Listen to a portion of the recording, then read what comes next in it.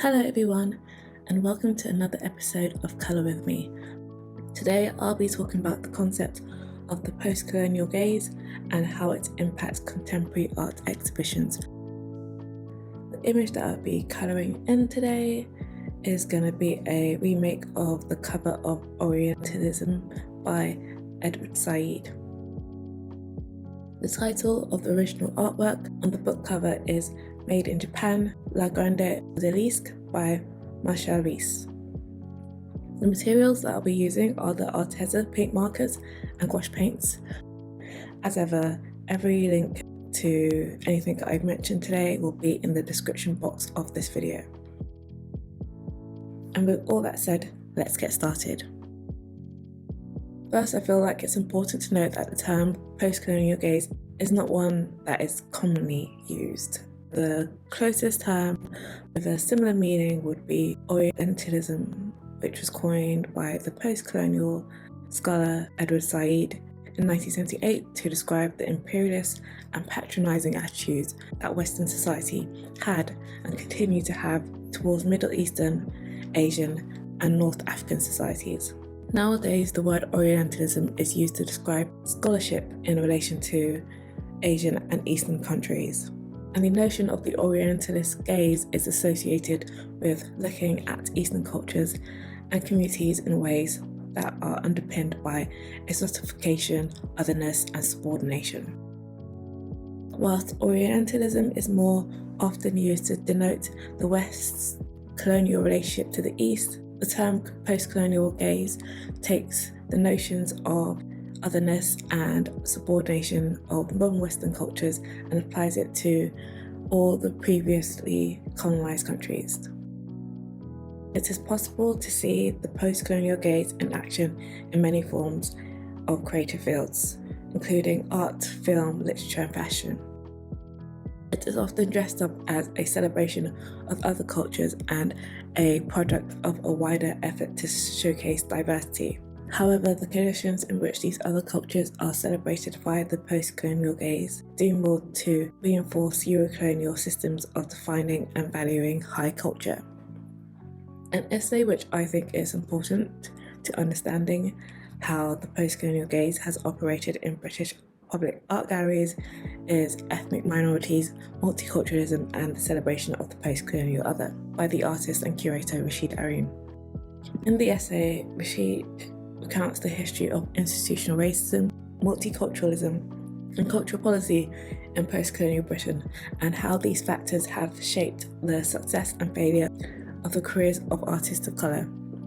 One big thing to take away from this essay is how Rashid describes multiculturalism as a spectacle which mostly benefits artists of colour who can fit into the aesthetic vision and ideologies which these institutions are built to reinforce.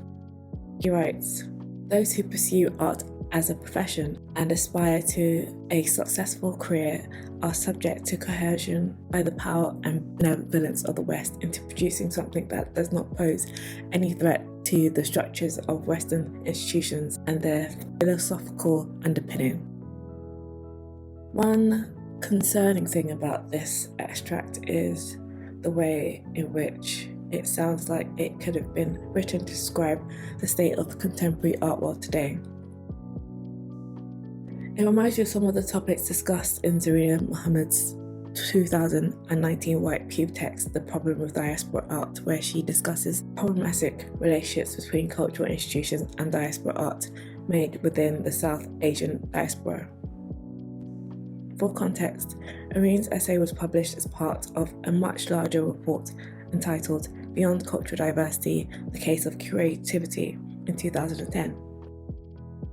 This report contained a collection of essays by cultural practitioners that examine and evaluate official cultural diversity policies in the UK since the 1970s.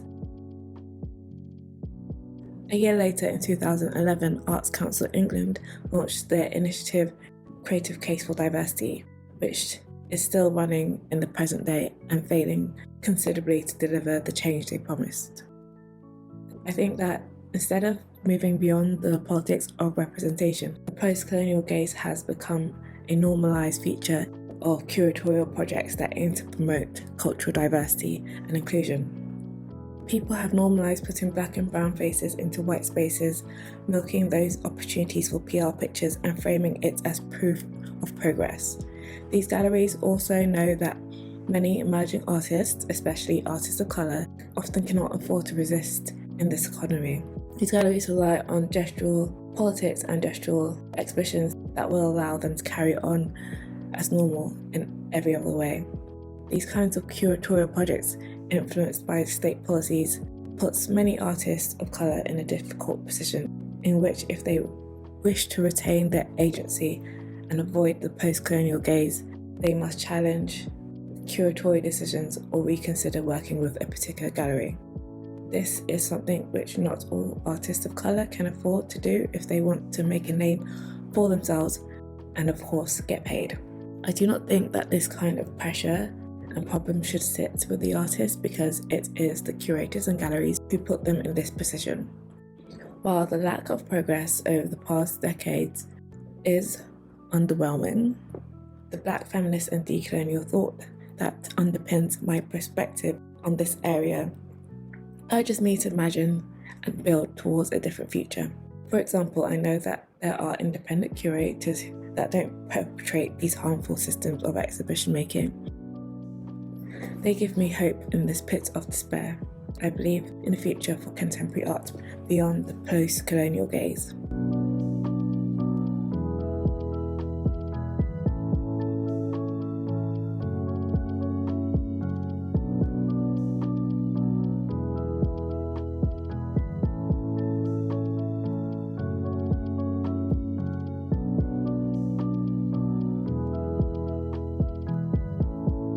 Well, that's it for this Colour With Me video. I really hope that you enjoyed my musings and like how the picture turned out. If you really enjoyed this video, please click on the like button and subscribe to my channel. Also comment if you have any questions or any other things you want me to talk about, and subscribe to my channel so you don't miss out on any future uploads. Thank you for watching, take care and see you soon.